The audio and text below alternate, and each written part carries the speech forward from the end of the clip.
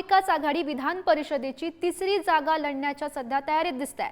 ठाकरेंच्या शिवसेनेचा उमेदवारही विधान परिषदेच्या निवडणुकीच्या रिंगणात उतरलेले आहेत।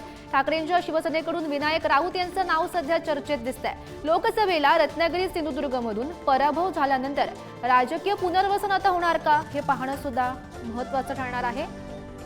महत्त्वाची बातमी आपण पाहतोय तर महाविकास आघाडी विधान परिषदेची तिसरी जागा लढण्याच्या सध्या तयारीत दिसते। या संदर्भात माहिती देत आहेत आमचे प्रतिनिधी चेतन सावंत सध्या आपल्या सोबत आहेत। चेतन, महत्त्वाची बातमी आपण पाहतोय, ठाकरेंच्या शिवसेनेकडून सध्या विनायक राऊतांचं नाव चर्चेत दिसतंय।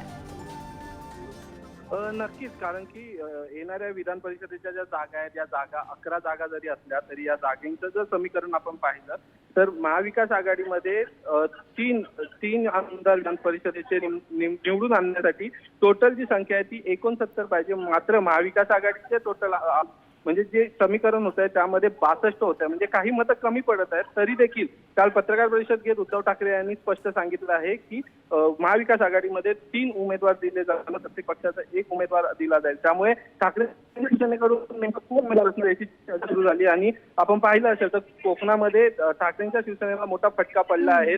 ते भरून काढण्यासाठी माजी खासदार विनायक राऊत यांना पुन्हा एकदा संधी देण्याची शक्यता वर्तवली जात आहे। हो, नक्कीच चेतन, धन्यवाद दिलेल्या सविस्तर माहितीसाठी। ठाकरेंच्या शिवसेनेकडून विनायक राऊत यांचं नाव सध्या चर्चेत दिसतंय आणि त्यामुळे ठाकरेंच्या शिवसेनेला पुन्हा एकदा कोकणात आपली ताकद दाखवण्याची संधी या निमित्तानं मिळू शकणार आहे।